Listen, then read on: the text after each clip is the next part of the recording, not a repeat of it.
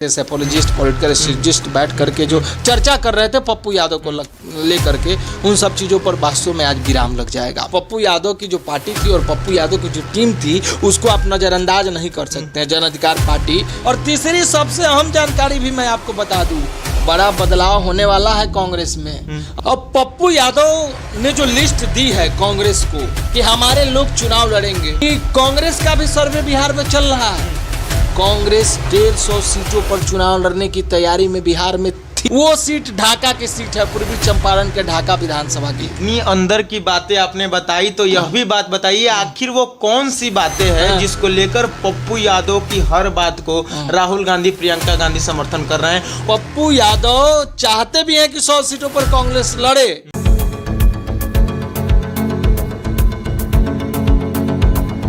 नमस्कार, मेरा नाम है आदर्श और आप देख रहे हैं फाइनल पोस्ट। बिहार के सियासी पिच पर यह चर्चा है कि पप्पू यादव कांग्रेस के लिए बैटिंग कर रहे हैं।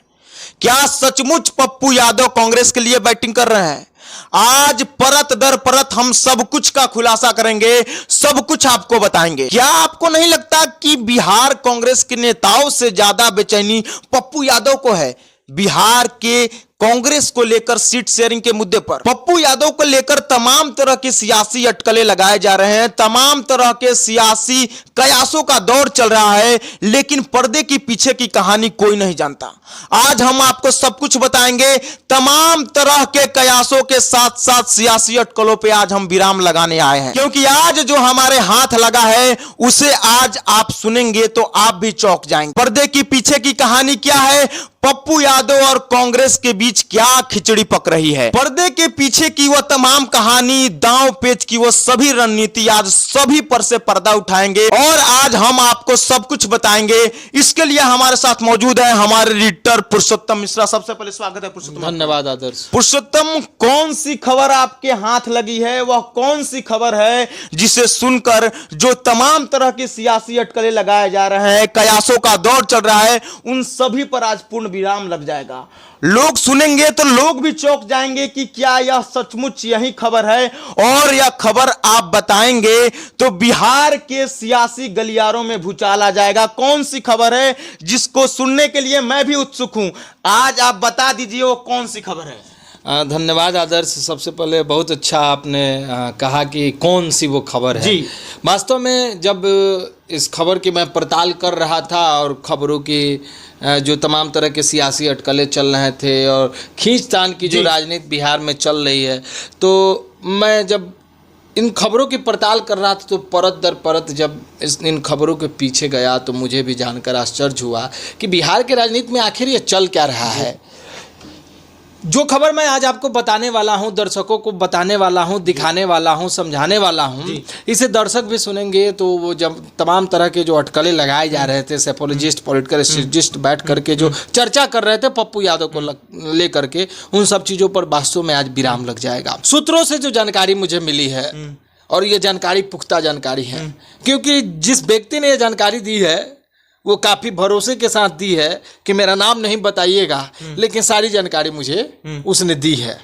उसने बताया है कि कौन सी वो खिचड़ी पक रही है जिसकी चर्चा अभी आपने की। उसने वो बताया है पर्दे के पीछे की वो कहानी कि आखिर पर्दे के पीछे क्या चल रहा है। उसने ये भी बताया है कि पप्पू यादव आखिर क्यों बेचैन है कांग्रेस के, बिहार कांग्रेस के उन नेताओं से ज़्यादा सीट शेयरिंग के मुद्दे पर। ये तमाम चीज़ें मुझे बताया है, और इन तमाम चीज़ों को सुनने के बाद मैं भी आश्चर्यचकित, अचंभित हो गया कि अच्छा, सियासी माजरा कुछ और है, सियासी खेल कुछ और है, पप्पू यादव के बेचैनी का कारण अंदर की बातें कुछ और है। पप्पू यादव की बेचैनी का कारण अब समझ में आया। पहले तो हम भी सियासी बयानबाजी और जो कयासों का दौर और सियासी अटकलें जो तेज हो गई हैं पप्पू यादव को लेकर के, उसको लेकर के हम भी वो चर्चा करते थे, लेकिन माजरा कुछ और है, खेल कुछ और है। क्या कहानी है, पर्दे के पीछे कौन सी बातें हैं, उन तमाम चीज़ों को आज हम आपको बताएंगे, दर्शकों को भी बताएंगे। बिल्कुल सही कहा आपने कि पप्पू यादव काफ़ी बेचैन है। कल ही परसों के इंटरव्यू में जब पटना एयरपोर्ट पे उन्होंने कहा मीडिया को संबोधित करते हुए कि 100 सीटों पर चुनाव लड़ेगी कांग्रेस, 100 सीटों पर चुनाव लड़ेगी।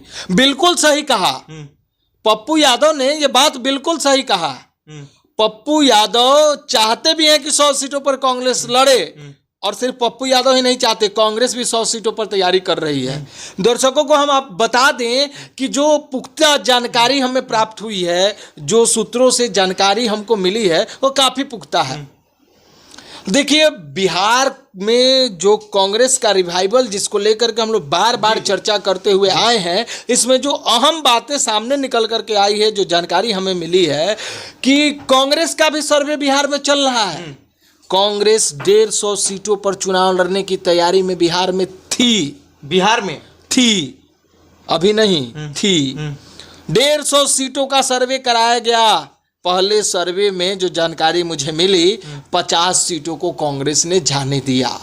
कांग्रेस ने ये खुद ब खुद एक्सेप्ट किया बिहार के राजनीति में कि इन 50 सीटों पर हमारी दावेदारी ठीक नहीं होगी, कमजोर होगी, और वो 50 सीटों को कांग्रेस ने जाने दिया। जो इंटरनल खबर है, जो इंटेल की जानकारी मेरे पास है, उसमें यह पुख्ता जानकारी है कि कांग्रेस वास्तव में बिहार के 100 सीटों पर तैयारी कर रही है। 100 सीटों की पुख्ता जानकारी मेरे पास है कि उन 100 सीटों पर कांग्रेस चुनाव लड़ने की एकदम दमखम के साथ तैयारी में लगी हुई है। बाकी सीटों की बात छोड़ दीजिए, लेकिन कांग्रेस ने यह मान लिया है कि इन 100 सीटों पर चुनाव लड़ना है और ये 100 के 100 सीटें हमें जीतना है, और इसको लेकर के सर्वे और इसको लेकर के तमाम तरह की तैयारी हो रही है, पुरजोर तैयारी हो रही है। ये बात तो कांग्रेस की हो गई कि कांग्रेस 100 सीटों पर चुनाव लड़ रही है। बात पप्पू यादव की है। पप्पू यादव की आखिर बेचैनी क्या है? बेचैनी का कारण जानिए।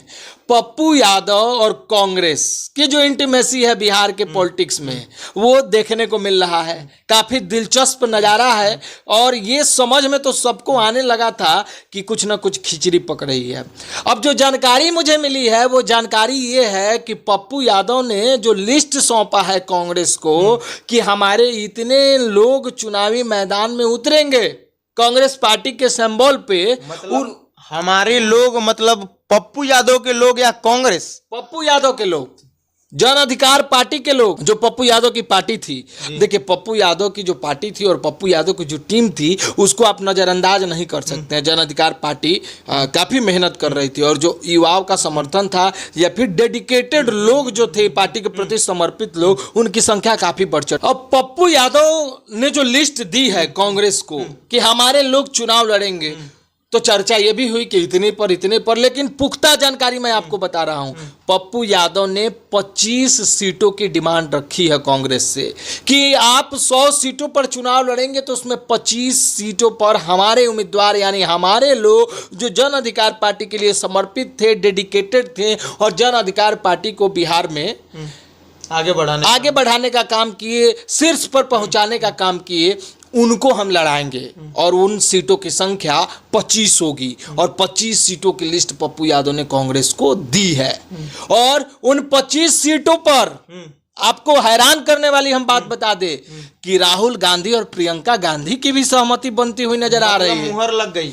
99.9% कह सकते हैं कि बात जब 25 सीटों की हुई तो उन 25 सीटों को अब नजरअंदाज नहीं करना है। ये एकदम ऊपर से डायरेक्शन दिया गया है कि उन 25 सीटों पर मंथन करना है। सर्वे जो हो रहा है उन 25 सीटों पर ध्यान देना है कि जो पप्पू यादव के पार्टी के लोग हैं, जो पप्पू यादव के साथ तन मन धन से जुड़े हुए बिहार के जो लोग हैं, जो नेतागण हैं, जो पप्पू यादव के जन अधिकार पार्टी के साथ थे, उन लोगों की क्या स्थिति है, क्या प्रेजेंस है। और यही नहीं, पप्पू यादव ने तो हिदायत एकदम ये कहिए कि ऑर्डर तक दे दिया है उन नेताओं को जिनकी दावेदारी वो कांग्रेस पार्टी से कर रहे हैं चुनाव लड़ाने के लिए, कि आपको कहीं घूमने की जरूरत नहीं है, पटना के चक्कर लगाने की भी जरूरत नहीं है, हमसे मिलने दिल्ली आने की भी जरूरत नहीं है। आपको क्षेत्र में रहना है, क्षेत्र में जनता से मिलना है, क्योंकि कांग्रेस का सर्वे चल रहा है और उस सर्वे में आपका प्रेजेंस दिखना चाहिए कि भाई ये जो नेता हैं ये पप्पू यादव के समर्थक हैं,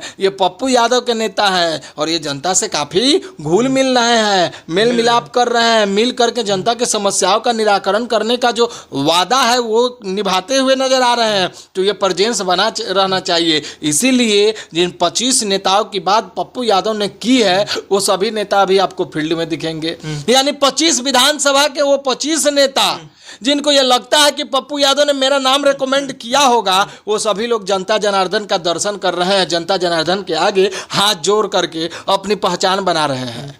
अब ये जो जानकारी मुझे मिली, इसमें बहुत अचंभित करने वाली बात ये थी कि राहुल गांधी और प्रियंका गांधी को भी इसकी खबर है।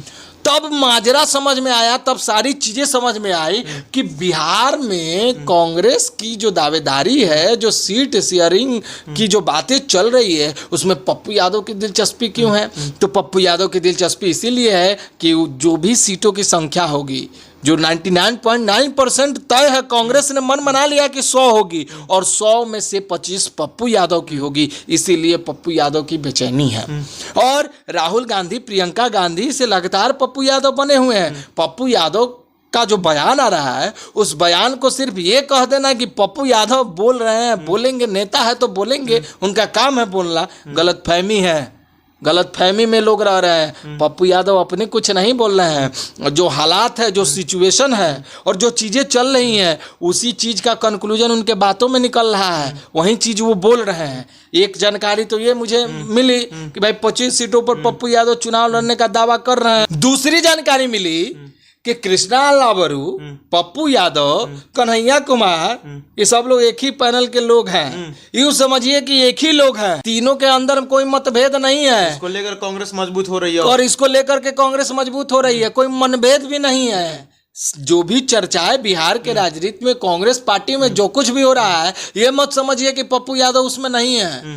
पप्पू यादव के भी सहमति है। ऐसा कुछ नहीं है कि कृष्णा लावरू अपने से कुराए ले रहे हैं, राहुल गांधी के पास चले जा रहे हैं और उस पर मोहर लग जा रही है और वो चीजें इंप्लीमेंट हो जा रही है।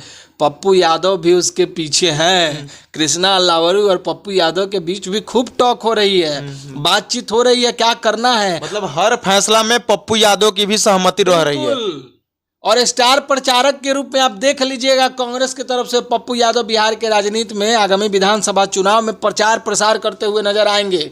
पप्पू यादव ही नहीं, कन्हैया कुमार भी, कृष्णा लावरू तो हैं ही। दो जानकारी ये अहम। और तीसरी सबसे अहम जानकारी भी मैं आपको बता दूं, बड़ा बदलाव होने वाला है कांग्रेस में। अभी तो सिर्फ अध्यक्ष ही बदले गए, और अध्यक्ष बदले गए और एक जो अध्यक्ष अभी बने हैं उसमें भी पप्पू यादव की सहमति ली गई।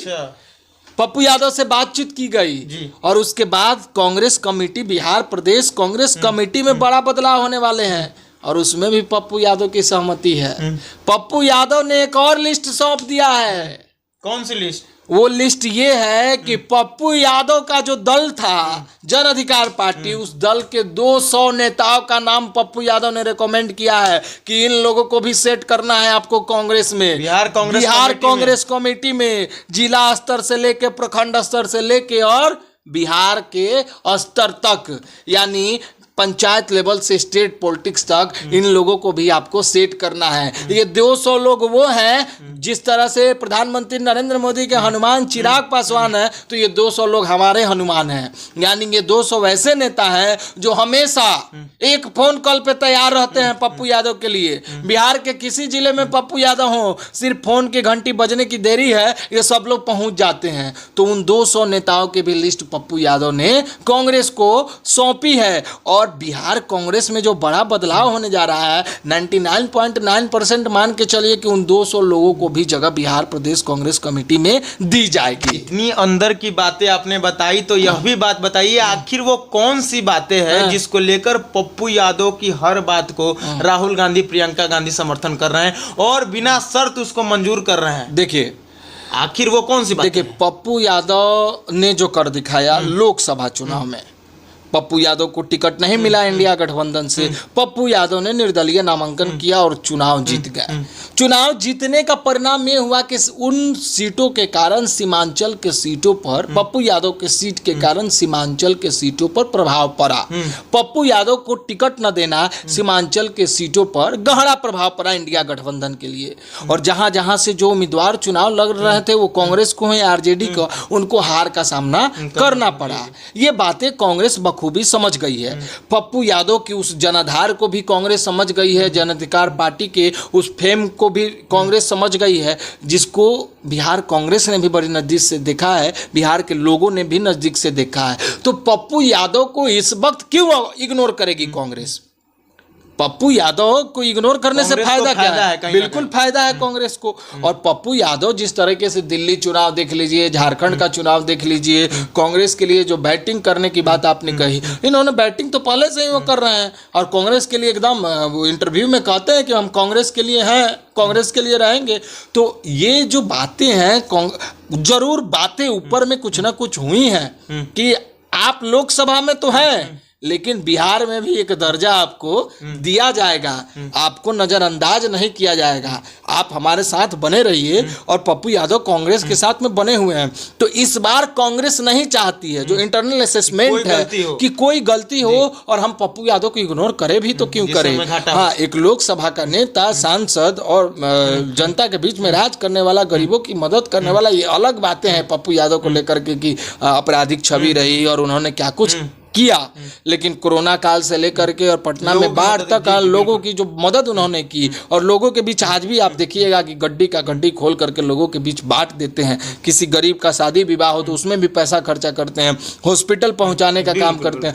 तो पप्पू यादव से कांग्रेस को फायदा है। अब पप्पू यादव, कृष्णा लावरू और कन्हैया, ये तीन लोग, कहने वाले ने तो यहाँ तक कहा कि एक ही पैनल के लोग हैं। यही समझिए ना कि सब लोग ही मिलकर हाँ, सब लोग मिल करके सहमति से डिस्कशन करके और सहमति बना करके आगामी रणनीति तैयार कर रहा है बिहार में चुनाव लड़ने की। 25 सीटों की आपने बात की कि पप्पू यादव 25 मैं 25 सीटों की आपने बात की कि 25 सीटों पे पप्पू यादव ने ताल ठोक दिया है।